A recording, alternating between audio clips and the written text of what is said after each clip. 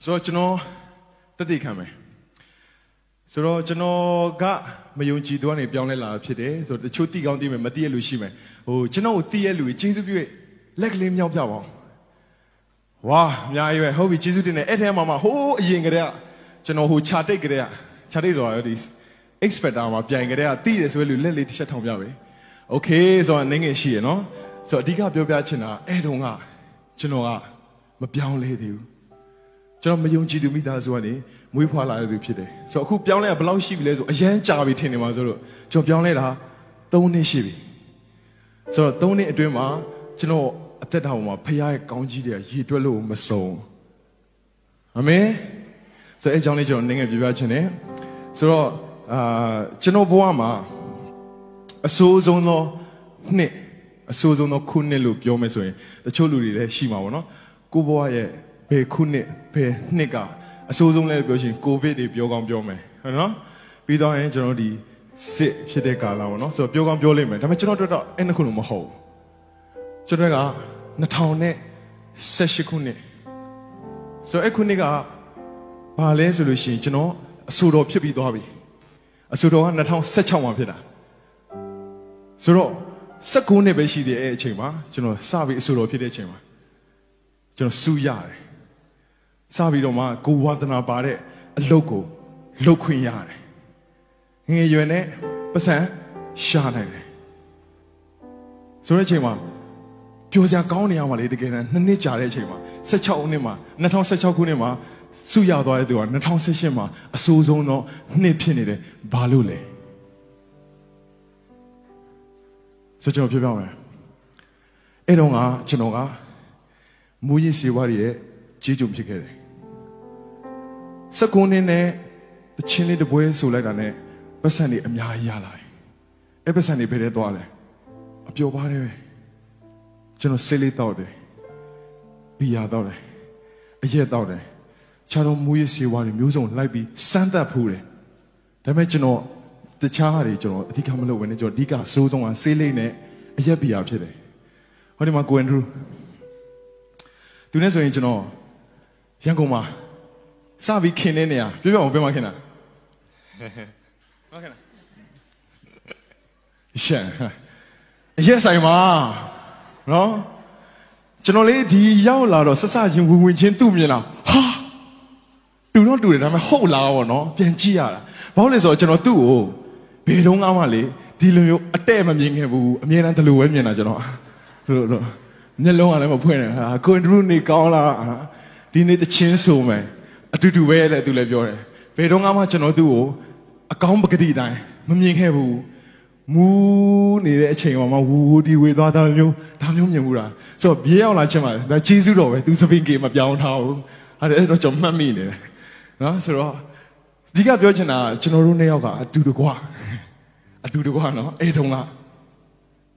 မူးစေဝါတွေဒီအရက်တွေတောက်ပြီးတော့မှလူတွေကိုဖြိုပြခဲ့တယ်ပွဲပေါင်းမနေဘူးနော်ဆိုသူဂီတာတီးတယ်ကျွန်တော်ဆိုတယ်တခါလေးကျွန်တော်ဂီတာတီးတယ်သူဆိုတယ်သူရှင်းဆိုတာကြားဘူးလားကောင်းတယ်နော်ဟုတ်ပြီဆိုတော့အဓိကအဲ့ဒီရဲ့2016ပြီး2019မှာစပြီးကျွန်တော်ကဒီမွေးစေဝါဆွဆွဲလန်းလန်းစပြီးလှုပ်လာတယ်ဟို2018လောက်ရောက်တဲ့အချိန်မှာကျွန်တော်စလိမ့်နဲ့အရက်တောက်တဲ့တက်တန်းကမရှိဘူးဆိုရင်9နှစ်6နှစ်လောက်ရှိလာတယ်ပြီးတော့လေဒီလိုမျိုးသူနဲ့တွေ့ရဆိုတာဟိုတခါလေတွေ့ရမဟုတ်ဘူးနော်ညတိုင်းတွေ့တာဘာလို့ဆိုတော့ तू ကျွန်တော်တောက်နေကြအရက်ဆိုင်မှာ तू ကတီးတာဟုတ် तू ကလည်းအမြဲတမ်းတီးရတော့ကျွန်တော်အမြဲတမ်းတွေ့တယ်အမြဲတမ်းတောက်တယ်ဆိုတော့ကျွန်တော်ပျော်ရွှင်မှုကဘယ်မှာပဲရှိတယ်လဲဆိုညပိုင်းနဲ့ကျွန်တော်အဲ့လိုမျိုးအရက်တောက်တဲ့အချိန်မှာပဲရှိတယ်ကျွန်တော်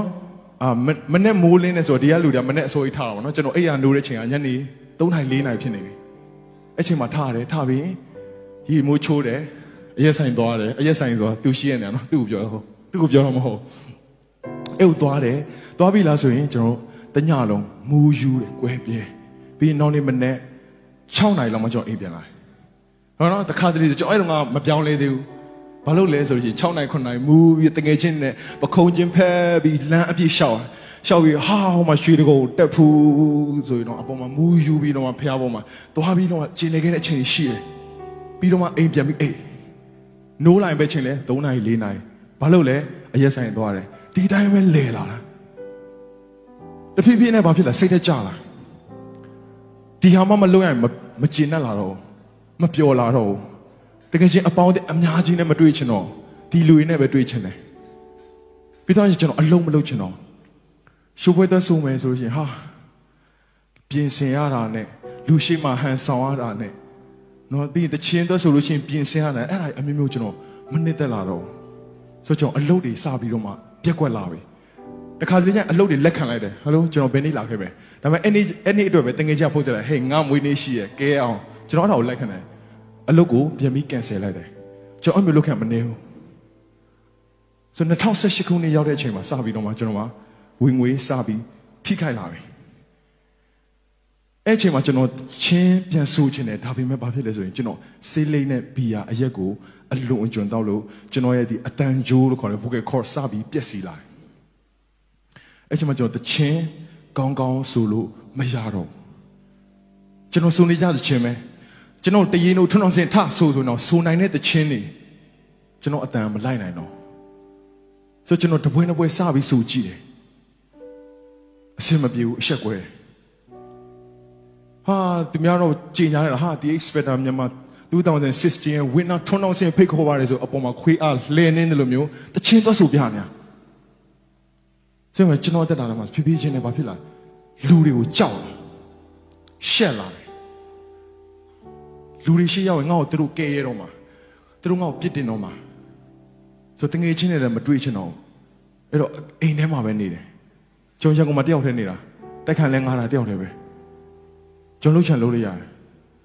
ဆိုကျွန်တော်အရက်တွေတောက်တယ်အခန်းထဲမှာတယောက်တည်းအရင်တော့ဘော်ဒိုင်နဲ့တောက်နေကျွန်တော်ဘော်ဒိုင်လည်းမတွေ့ချင်တော့အခန်းထဲမှာတောက်တယ်တယောက်တည်းငိုတယ်အဖြစ်ရှာမြောင်းအဲ့နေရာမှာစပြီးတော့ဂျေဇုတော်ဘယ်ရလဲဆိုလို့ရှိရင်ကျွန်တော်တောက်နေကြအရက်ဆိုင်ဒီဆိုင်မှာသူနဲ့တွေ့တဲ့ဆိုင်မှာပဲကျွန်တော်မူးမုံဆိုတဲ့ချင်း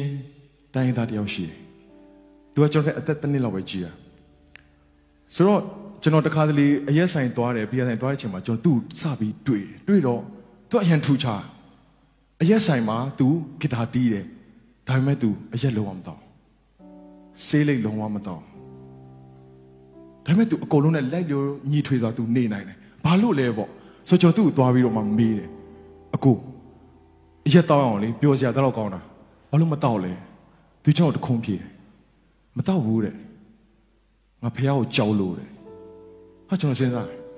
ဖះကိုကြောက်တယ်ဆိုတော့ကျွန်တော်ဘဝမှာတစ်ခါမှမကြားခဲ့ဘူးကျွန်တော်ကြားဘူးတာမိန်းမကိုကြောက်လို့အရက်မတောက်တဲ့သူနဲ့နော်ရီးစားကိုကြောက်လို့အရက်မတောက်တဲ့သူဒါပဲကြားဘူးတာဖះကိုကြောက်လို့ဆိုတော့ကျွန်တော်လည်းအရင်ထူးဆန်းတယ်ဒါပေမဲ့ကျွန်တော်ဒီတိုင်းပဲထားလိုက်တယ်ပြင်းသူကအရန်ဖော်ရွေတယ်သူ့စီကနေမေတ္တာကိုခံစားရတယ်ဆိုတော့သူ့ကတငယ်ချင်းအစ်စ်လိုမျိုးစကားပြောလို့ရတဲ့အချိန်မှာကျွန်တော်သူ့စပြီးတော့ပေါင်းဖြစ်တယ်သူကဂီတာလည်းတီးတော့တချင်းနဲ့အတူတူလှုပ်ရင်းနဲ့ဆိုတော့တရက်ကြတော့ခုနလိုပဲကျွန်တော်အရက်တွေတောင်းရင်းနဲ့ကျွန်တော်မှာဒီငွေကြေးပြဿနာတွေဒီမိသားစုပြဿနာတွေဒီအလုပ်ပြဿနာတွေစပြီးရှိလာတဲ့အချိန်မှာကျွန်တော်စိတ်သက်ကြတယ်ပြီးတော့အဲ့အချိန်မှာဆိုလို့ရှိရင်ကျွန်တော်ဒီစူးရပြရတယ်2နှစ်ကျော်ပြီအခွေလဲတခွေမှမထုတ်ရသေးဘူးဒါကလည်းကျွန်တော်ဒီကုမ္ပဏီစာချုပ်နဲ့ပတ်သက်တဲ့ကိစ္စပေါ့နော်သူတို့ဘက်ကနေမလှုပ်ပေးတဲ့အချိန်မှာကိုကစိတ်ဓာတ်တွေကျလာလူအပေါ်မှာသွားပြီးမိခိုတဲ့အချိန်မှာဆိုစိတ်ဓာတ်ကျလာတဲ့အချိန်မှာကျွန်တော်သူ့ကိုစကားသွားပြောတယ်ရင်ဖွင့်တာပေါ့နော်ညီကိုရေးကျွန်တော်တို့လိုခံစားရတယ်ကျွန်တော်ဘာလုပ်ရမလဲမသိဘူးကျွန်တော်အိမ်ပြန်ပြီးတော့မှပဲလေသွားထွင်ရင်ကောင်းမလားဆိုကျွန်တော်မျိုးတွေးတယ်ကျွန်တော်ဘာမှမလုပ်တတ်တော့ဘူးအတန်းတချင်းဆိုချင်တယ်အတန်းလည်းမကောင်းဆိုတော့ခါကျတော့ကျွန်တော်မှအကုန်လုံးက minus ပြလာပြီရန်ကုန်မှာနေတဲ့အချိန်မှာအကျွေးတွေစပြီးယူလာပြီကျွန်တော်အမေကိုဖုန်းဆက်ပြီးဆိုရင်ပတ်စံလိုပဲအမေလည်းမရှိဘူးမရှိတဲ့ထက်နေအမေကလည်းပေးရတယ်အမေကလည်းတဖြည်းဖြည်းချင်းနဲ့သူလည်းစိတ်ဖိစီးမှုတန်နေခံစားရတဲ့အချိန်မှာသူကလည်းပြောပြီးတားရင်မင်းဘာလုပ်နေလဲရန်ကုန်မှာဆိုတော့ကျွန်တော် pressure ရများဆိုတော့ကျွန်တော်စိတ်ထဲကြကျွန်တော်တက်တင်မဲ့အထိကျွန်တော်ဆုံးဖြတ်တယ်ဆိုတဲ့အချိန်မှာကျွန်တော်သူ့ရင်တော့ဖွင့်နေညကျွန်တော် Facebook ကနေပြီးတော့မှကျွန်တော်စာလှမ်းပို့ရတယ်ညီကိုကြီးဒလို့ခံစားရတယ်သူကျွန်တော်စကားတစ်ခုပဲပြန်ပြောတယ်အဘာလဲဆိုရင်မင်းနဲ့ယေရှုကိုစမ်းကြည့်ပါလားယေရှုကိုမင်းခေါ်ကြည့်ပါလားဆိုတဲ့အချိန်မှာကျွန်တော်ကနေပါဟာယေရှုဆိုရင်မဖြစ်သွားဘူးခရစ်စင်အရန်ကောင်းကြီးတယ်အရန်ကောင်းပါတယ်မဖြစ်သွားသေးလားဟာဒီတယောက်ဖျားယူကျွန်တော်တို့တွေ့တာလာပြန်ပြီခရိယန်နေဘာသာရေးလာမြူဆွဲပြန်ပြီကျွန်တော်တို့ပဲတွေ့တယ် အဲ့လိုနဲ့တရက်ဒီတိုင်းပဲပြီးသွားတယ်ဒါပေမဲ့ကျွန်တော်မကြပါဘူးကျွန်တော်လောကမှာပြန်လေကျင်လဲအခါမှာထပ်ပြီးစိတ်သက်ကြတယ်ထပ်ကြတော့ကျွန်တော်တို့ထပ်ပြီးတော့ပြောတယ်အဲ့တိုင်းပဲညီကိုကြီးကျွန်တော်စိတ်ညစ်နေပြီသူထပ်ပြီးပြောတယ်မင်းယေရှုခေါ်ကြည့်ငါစိတ်သက်ကြရင်ဒီဖျားကိုးကွယ်တဲ့တခြင်း worship song လေးကိုနားထောင်တာမင်းလည်းနားထောင်ကြည့်ဆိုသူကျွန်တော်လှမ်းပို့ပေးကျွန်တော်နားထောင်တယ်နှစ်ချက်နဲ့ထပ်ပြီးနားထောင်တယ်ဘာမှခံစားအောင်အဲ့ချိန်တော့ကျွန်တော် Facebook ကလက်မှတ်တစ်ခုပြပို့လဲဘယ် nice music ဒါတော့ပဲဘာမှခံစားအောင်ဆိုချင်မှာဒီလိုပဲကျွန်တော်ဆက်ပြီးကျင်လေတယ်နောက်တစ်နေ့ကျတော့အဆင်ပြေသွားတာပေါ့နော်ပြီးတော့လေကျင်လဲချိန်မှာပြန်ပြီးစိတ်သက်ကြစရာတတောင်းတကွေ့ပြန်ကြုံရတယ်မကြောက်ဘူးအဲ့ကိစ္စတွေကခဏခဏဖြစ်နေတာပြီးတော့ကျွန်တော်အဲ့တတိယတစ်ချိန်သူ့စီပြန်သွားတယ်အကိုကြီးလှုပ်ပါဦးကျွန်တော်တေးချင်လာပြီကျွန်တော်အရင်စိတ်ညစ်နေပြီဆိုတဲ့အချိန်မှာသူဒါပဲပြန်ပြောတာမင်းယေရှုခေါ်ကြည့်အဲ့ဒါကျွန်တော်ဟုတ်ပြီမင်းအလောက်မှတေးချနေတယ်ဆိုလို့ရှိရင်မင်းဘက်ကအလောက်ထိမှအာမခံနေဆိုလို့ရှိရင်ငါယေရှုခေါ်ကြည့်မယ်ဆိုရင်ကျွန်တော်နောက်နေ့မနေ့ဝရန္တာအပြင်နောက်ကိုထွက်ပြီးကျွန်တော်ယေရှုကိုစပြီးခေါ်အဲ့တော့ငါပြောခဲ့တဲ့စကားလေးကျွန်တော်ပြောအောင်နော်ယေရှုခမည်းတကယ်ရှိရဆိုလို့ရှိရင်ကျုပ်ကိုသက်တည်ဗျတခြားခရိယန်နီလန်းနေကျမ်းစာရင်းနဲ့လာမပြောနဲ့ကျွန်တော်နားမလဲ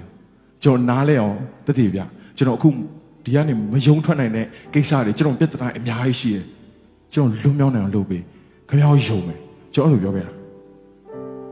ပြောပြီးတော့ကျွန်တော်မေးမေးလေးတော့ပဲနေလိုက်တယ်မကြောက်၄-၅ရက်ကြာတဲ့အချိန်မှာကျွန်တော်စီမှာဖုန်းတစ်ခေါ်ဝင်လာတယ်အဲ့ချိန်ကဘယ်လောက်ရှိပြီလဲဆိုလို့ရှိရင်ကျွန်တော်တို့ဒီ2018ရဲ့နှစ်ကုန်နီးနားရောက်နေပြီနှစ်ကုန်ပိုင်းနားကိုရောက်နေ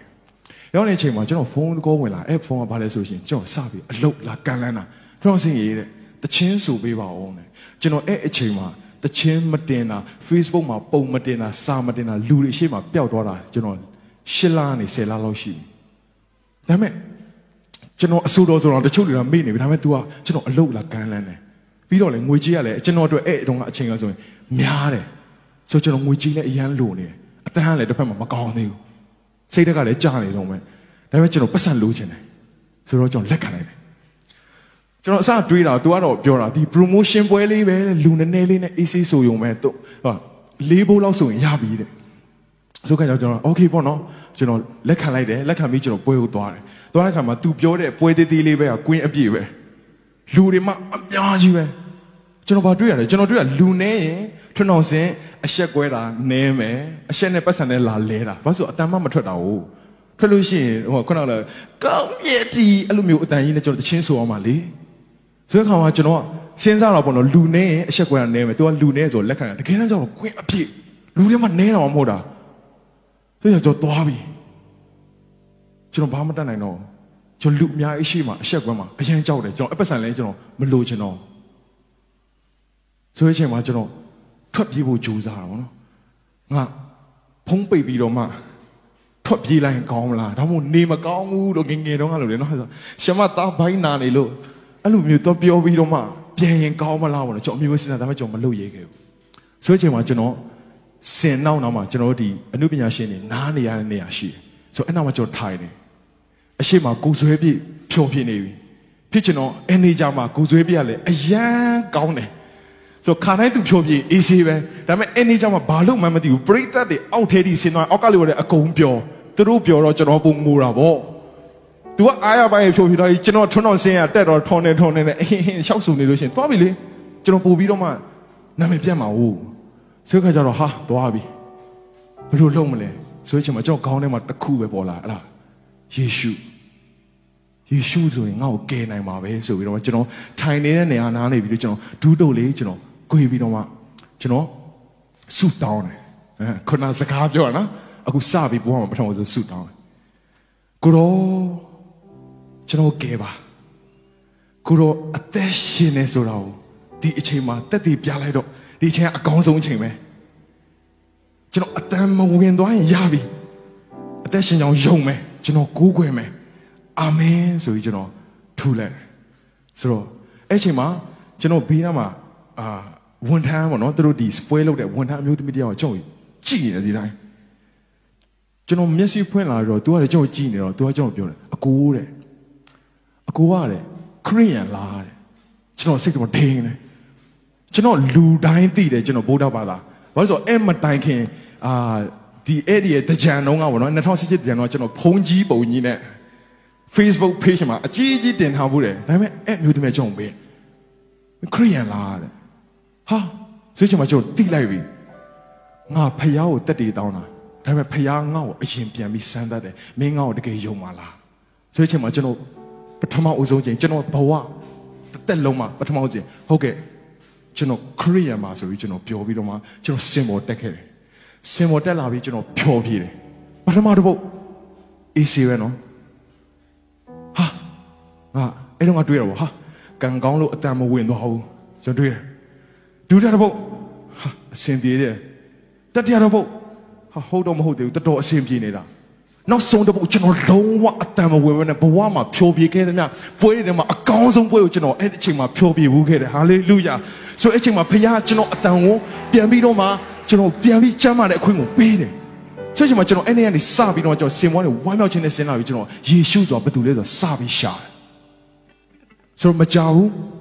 းကျွန်တော်2လ3လလောက်ကြာတဲ့အချိန်မှာကျွန်တော်ဒီ2019ဒီ New Year ပေါ့နော်ဆိုတော့အဲ့ချိန်မှာကျွန်တော်စပြီးယဉ်နှစ်ချင်းခံခြင်းအခွင့်ကိုရတယ်ကျွန်တော်အတင်းတော်ဖြစ်တဲ့ CD မှာပဲ CD ရန်ကိုအဲ့တော့က Dream Center မဟုတ်နေရာအတင်းမဟုတ်တချို့ရောက်ဖို့လိမ့်မယ်နေရာအဟောင်းမှာပဲကျွန်တော်အဲ့မှာနှစ်ချင်းခံခွင့်ရတယ်အဲ့တော့ကလည်းယေရှုခရစ်တော်ရပြီးသွားတဲ့အချိန်မှာအီစီပဲလို့ထင်ကောင်းထင်တဲ့သူရှိအောင်ပေါ့နော်ပုံမှန်ဆိုလို့ရှိရင်တော့ကျွန်တော်တက်တည်ခိုင်ဒီမှာပဲကျွန်တော်ရက်ထားအနောက်ကတချို့ဇလန်လေးကျွန်တော်မြုပ်ထားရှိတယ်အဲ့ဘာလဲဆိုလို့ရှိရင်ကျွန်တော်ဒီနေ့မှာပြောပြမယ်ကျွန်တော်ယဉ်နှစ်ချင်းခံမှုစပြီးတော့မှဆမမေရီသိကြလားမသိနော်ဆမမေရီတွေ့ဆမမေရီတရားတွေကိုဖုန်းဆက်တာယဉ်နှစ်ချင်းခံမှာသူကတော့ပြပြောပဲကျွန်တော်ကလည်းယဉ်နှစ်ချင်းခံလို့ဆိုဟုတ်ပြောပြီးတော့မှပြန်စဉ်းစားဟာသွားပြီပြောင်းလဲတော့မှ2လ3လပဲရှိသေးတယ်အိမ်ကိုဘယ်လိုပြောမှလဲဘာလို့လဲဆိုတော့ကျွန်တော်ကအမေပဲရှိရအမေကိုအရန်ချစ်တယ်ပြီးတဲ့လုံးကလည်းအဖွားနဲ့ပဲနေလာတာအဖောက်လည်းရမ်းချစ်တယ်ဒါဆိုအတော်တွေကပဲပြုစုလာတာအတော်လည်းရမ်းချစ်ပြတယ်ဆိုတော့ကျွန်တော်တို့နာကျင်ရတော့မှဆိုကျွန်တော်သိတယ်ဒါပေမဲ့လည်းကျွန်တော်ဖျားကိုယုံတယ်ဆိုပြီးတော့မှကျွန်တော်အဲ့တော့ကရန်ကုန်ကနေခရစ်စမတ်ကာလာ2018ခရစ်စမတ်ကာလာမှာကျွန်တော်မိုးညင်းကိုပြန်လာပြီးတော့မှအမေတို့ကလည်းအမှတမိသားစုလုံးမိုးညင်းမှာရှိနေတဲ့အချိန်ဆိုတော့ကျွန်တော်ပြောပြမယ်ပေါ့နော်ကျွန်တော်ယဉ်နှစ်ချင်းခံတော့မယ်ဆိုတဲ့အကြောင်းကိုလာပြီးတော့မှပြောတာပြန်လာတဲ့ခရစ်စမတ်ရောက်တယ်တရက်ရောင်ဟိုနားလိုက်ဒီနားလိုက်နောက်တရက်ပြောမယ်လို့လိုက်ပြန်လို့လိုက်နောက်ဆုံးမပြောဘဲပြန်လာခဲ့အရင်တတိကောင်းတယ်နော်ဆိုဖြစ်ချင်တော့အမေကလည်းကျမကြီးတိတ်မကောင်းတော့ကျွန်တော်မပြောရဲဘူးပြောကျွန်တော်ဒီတိုင်းပြန်လာဆိုကျွန်တော်မိုးညင်းကနေရန်ကုန်ကိုအဝေးပြေးကားနဲ့ကျွန်တော်ပြန်လာအချိန်မှာရန်ကုန်ရောက်ခါနီးပေါ့နော်ညနေဆောင်ဖြစ်နေပြီနောက်ညဆိုရင်ရောက်တော့မှညနေဆောင်အချိန်မှာအဲ့နေ့ကတနင်္ဂနွေနေ့ညနေဖြစ်တယ်ညနေပိုင်းဆိုတော့အဲ့အချိန်မှာကျွန်တော်တို့တစီတီးကနေပြီးတော့မှကျွန်တော်ဒီတရားဟောချက်လွှင့်တယ် Facebook မှာဆိုတော့အဲ့ဒါလေးကိုကျွန်တော်ကဝင်ပြီးတော့မှနားထောင်ဖြစ်တယ်ဆိုတော့ကျွန်တော်ဝိညာဉ်ရေးရမိခင်ဖြစ်တဲ့ဆ iam မစူဇန်တရားဟောနေတာဆိုတော့ကျွန်တော်ဖွင့်လိုက်တဲ့အချိန်မှာပဲတိုက်ဆိုင်ဘာပြောသလဲဆိုရင်ဆ iam မတကယ်လို့တဲ့ဒီထဲမှာဘုရားသခင်ကိုခိုးပြီးတော့မှကိုးကွယ်လို့ရတဲ့သူရှိတယ်လို့တွေးနေဆိုလို့ရှိရင်တင်းတက်တာကိုတင်ပြန်စဉ်းစားပါတင်းယုံကြည်ခြင်းကိုပြန်လဲဆန်းစစ်ပါဆိုပြီးကျွန်တော်လက်ညှိုးထိုးရလို့ပြေ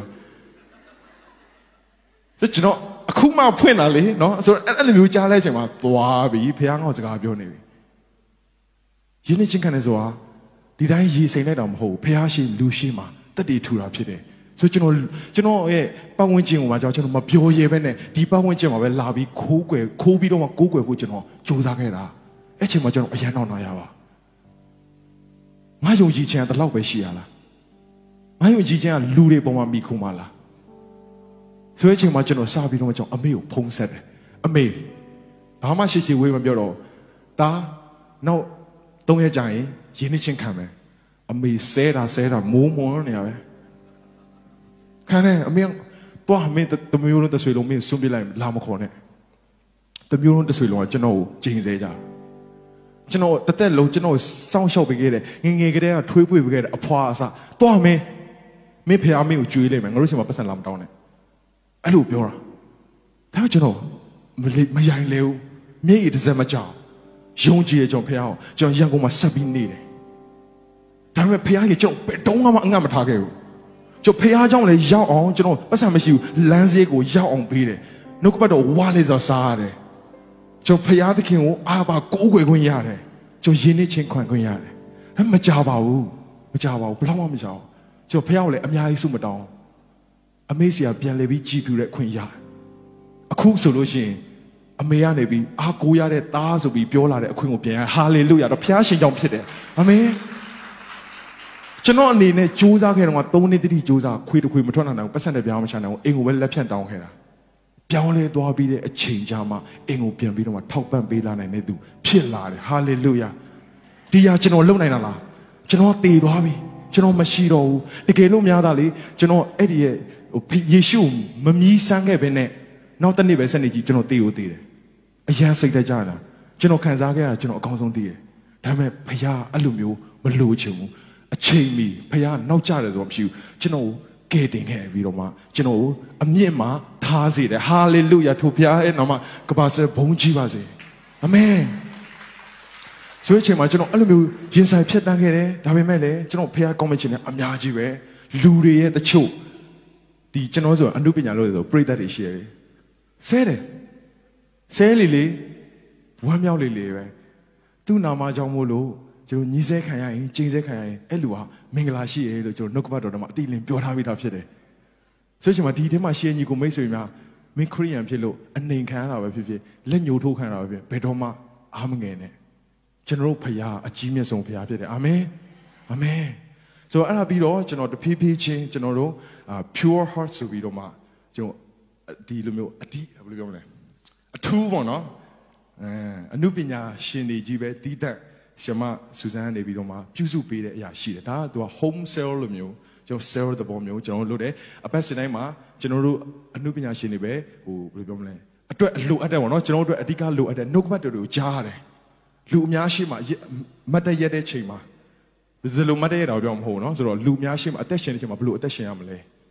လူအများဆက်ဆံတဲ့ခါဘယ်လိုလဲတကားရဲ့နောက်ွယ်မှာလူရှိမှတော့ချင်းတေးလိုလုပ်ပြီးဖခင်မျက်မှောက်တော်ထဲမှာတိုးတငယ်လိုမလုပ်တတ်ရင်ဘယ်လိုဖြစ်မယ်ဆိုတဲ့အရာလေးကိုကျွန်တော်တို့2နှစ်လောက်ရှိပြီနော်ဆိုတော့2နှစ်လောက်ကျွန်တော်ပြုစုပေးလာတဲ့အချိန်မှာအဲ့ဒီကနေမှကျွန်တော်တကယ်ကောင်းကြီးခံစားရတယ်ကျွန်တော်တတ်နိုင်တဲ့လောက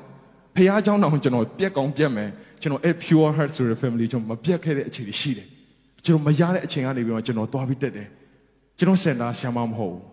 းဖျားဖြစ်တယ်ဘာလို့ဆိုအဲ့မှာဖျားတွန်းလောင်းတဲ့အရာဗျာတကယ်ကျွန်တော်တို့အတွက်တကယ်တိဆောက်စရာဖြစ်တယ်အဲ့အချိန်မှာပြည့်ချင်းဘာဖြစ်လာလဲဆိုရင်ကျွန်တော်အားဖြင့်လူမြောက်များစွာပြန်ပြီးတော့မှပြောင်းလဲနိုင်တဲ့အခွင့်ကိုရတယ်အာမင်ဆိုတော့ကျွန်တော်ကအပြင်မှာလဲကျွန်တော်ဒီတချင်းဆိုတာနဲ့ပတ်သက်ပြီးတင်နန်းတင်တော့တခါဖွင့်အခုဆိုရင်best 9ရောက်ပြီပေါ့နော်ဆိုတော့6ခေါက်ဖွင့်ပြီးဆိုတော့တစ်ခေါက်တက်ရင်လူက100ဝန်းကျင်လောက်ရှိတယ်ဆိုတော့ကျွန်တော်မှာတင်နန်းသားပေါင်း900လောက်ရှိပြီ900နဲ့လည်းကျွန်တော်အဆက်အသွယ်မပြတ်ဘူး Facebook group တွေမှာကျွန်တော်အမြဲတမ်းဆက်သွယ်နေတဲ့အချိန်မှာကျွန်တော်အဲ့လူတွေကိုဘာလုပ်လဲဆိုတော့ဘုရားเจ้าကိုခေါ်တယ်စိတ်ထဲကြားနေလားလာခဲ့လွတ်မြောက်ခြင်းတလားလာခဲ့ကျွန်တော်တို့ကိုဖြည်းဖြည်းချင်းဘုရားเจ้าကိုဆွဲခေါ်လာတဲ့အချိန်မှာကျွန်တော်မှတ်မိတယ်ပြီးခဲ့တဲ့နှစ် Christmas မှာကျွန်တော်တက်တည်ခံတယ်ဒီနေ့တက်တည်ခံတဲ့ဟာကိုပဲကျွန်တော်တက်တည်ခံပါတက်တည်ခံတယ်ပြီးတော့မှကျွန်တော်တက်တည်ခံတဲ့အကြောင်းကိုကျွန်တော်အသက်တာအကြောင်းကိုရေးထားတဲ့သချင်းတစ်ပုဒ်ရှိတယ်အဲ့ဒါကိုကျွန်တော်ဆိုတယ်ဆိုပြီးတော့မှလူတွေကခွန်အားရတယ်ပေါ့နော်ကျွန်တော်ဒီတချို့ပရိသတ်တွေလေကျွန်တော်ရဲ့ဒီတင်နန်းသားတွေလာကြတယ်လေအဲ့ဒီမှာလာကြတော့သူတို့ကလည်းပြောအရင်မိုက်တယ်အဲ့သချင်းလည်းအရင်ကြိုက်တယ်သူတို့ဘဝမှာမခံစားဘူးတဲ့ဒီမေတ္တာကိုခံစားရတယ်ပေါ့နော်ဟိုတခါမှဖះเจ้าမတက်ဘူးလာတဲ့အချိန်မှာမတူဘူးဆိုတဲ့အရာကိုသူတို့တက်တည်ခံကြကျွန်တော်အရင်ဝမ်းမြောက်တာဝမ်းမြောက်လို့မပြီးသေးဘူးညကြတော့မက်ဆီတစ်စောင်ကိုလာထောင်းဆိုပြီးတော့မှဘာလဲဆိုဖတ်ကြစာရှည်ကြီးပဲစဖတ်ကြတာဒီနေ့လေထွန်းတော်စင်တက်တည်ခံသွားတာကောင်းတော့ကောင်းပါတယ်ဒါပေမဲ့ဒါကတဲ့ဖျားစကားပြောတယ်ဘာညာဆိုတာကျမမယုံဘူးဆိုပြီးတော့ကျွန်တော်ရဲ့တင်နန်းသူပေါ့နော်တယောက်ကစာပို့လာပြီးတော့သူပြောတာဒီ symbol တက်ပြီးတော့မှတချင်းမဆိုခင်စုတောင်းလိုက်တယ်မလားတဲ့အဲ့ဥစ္စာကျွန်တော်ရဲ့စိတ်ထဲမှာ motivation တခုရသွားလို့ကျွန်တော်စိုးနိုင်တာပါဆိုပြီးသူကကျွန်တော်အဲ့လိုပြောတာသူလုံးဝမယုံစားတော်တော်ရှိတယ်ကျွန်တော်မမှတ်မိတော့လို့ဆိုတော့အဲ့အချိန်မှာအဲ့ဒီရဲ့စာအရှိကြီးကိုကျွန်တော်ပြန်ပြောရင်အမှားပါမှာဆိုလို့ကျွန်တော်ကနေပြီးတော့မှ copy ကူပြီးဆရာမစူဇန်ကိုတွားပြီးပို့ပေးလိုက်တယ်ဆရာမစူဇန်ကနေပြီးတော့မှပြန်ပြီးတော့မှစာတစ်စောင်ပို့တယ်အဲ့ဒီစာကိုပဲကျွန်တော် copy ကူပြီးတော့မှသူ့ကိုပြန်ပို့ပေးလိုက်တယ်ဆိုတော့အဲ့တယောက်ကတော်တော်ကိုခေါင်းမာတဲ့တယောက်ဖြစ်တယ်အမျိုးသမီးပါကျွန်တော်ထက်လည်းအသက်5-6နှစ်လောက်ကြီးတယ်ဟိုကျွန်တော်တင်နန်းတင်နေရတဲ့အချိန်မှာလဲကျွန်တော်တင်နန်းတဲ့စာကို तू ကပြန်ညင်းတယ်ဆိုတော့ပြန်ရှင်းပြတဲ့အချိန်လေးရှိတယ်တော်တော်ကိုအငင်းတန်တယ်တော်တော်လဲခေါင်းမာတယ် ပြီးသူကလူကုန်ထံအမျိုးလည်းဖြစ်တယ်ဆိုချမ်းသာတယ်နိုင်ငံခြားကနေကြောင်းပြီးတယ်တော်ကောင်းပါလားစဉ်းစားကြည့်နော်ဆိုတော့အဲ့ချိန်မှာကျွန်တော်ဒီတိုင်းပဲအဲ့ကိစ္စကိုမင်းရောပဲနေလိုက်တယ်တေးချတယ်အဲ့တယောက်ကတော့ပြောင်းလဲမှပြောင်းလဲနောက်ဆုံးမှပြောင်းလဲမှကျွန်တော်အဲ့လိုတွေးထားတာကျန်တဲ့သူတွေကိုအရင်ခယူဆိုင်တယ်သူမင်းတစ်ခါတလေမှဖြေတယ်ဆိုတော့ဘာလို့လဲဆိုတော့ကျွန်တော်ယုံကြည်ခြင်းမရှိဘူးဘာလို့လဲဆိုတော့အဲ့လောက်ကောင်းပါလားဖះတော်ကဲတယ်မှာမဟုတ်ဘူးလို့ကျွန်တော်တွေးတယ်ဒါပေမဲ့တနင်္ဂနွေနေ့တစ်ပတ်ပေါ့နော်ကျွန်တော်တစ်လလောက်ကြာတယ်မှာကျွန်တော်တနင်္ဂနွေ service ကိုရောက်လာကြတယ်အဲ့ဒီကကျွန်တော်အပေါ်မှာ praise and worship ကျွန်တော်ဂီတာတီးရတဲ့အချိန်ပေါ့နော်ဆိုတော့သူတို့ရောက်လာတာတွေ့တယ်ကျွန်တော်အပေါ်နေပဲတရားဆရာတိုက်တဲ့ဆရာဟောတဲ့အချိန်မှာကျွန်တော်နောက်ကနေသူတို့ကြည်နေကျွန်တော်ဆူတောင်းတယ်